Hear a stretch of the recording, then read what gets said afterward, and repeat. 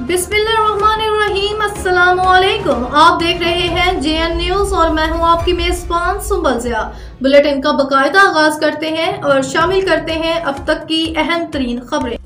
खबर शामिल करते हैं उमरकोट से। District reporter JN news Mohammad Bachchan की रिपोर्ट के मुताबिक उमरकोट सूबाई वज़ीर तालीम मादनियात सिंध और फोकल पर्सन रेन एमरजेंसी ज़िला उमरकोट सैयद सरदार अली शाह की ज़ेर सदारत डिप्टी कमिश्नर ऑफिस उमरकोट में मुमकिना मानसून बारिशों के हवाले से एक अहम इजलास मुनक्किद हुआ।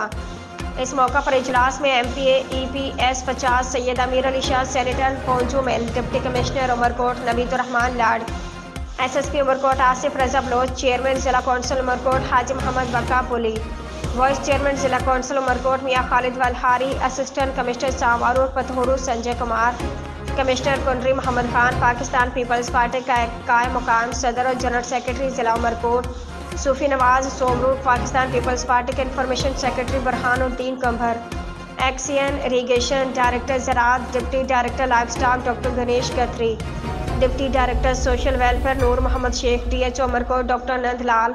DO primary Syed Aslam Shah, CMO municipal committee Syed Sajid Shah, chairman town committee Dhoro Naro Haji Nawab Rajar,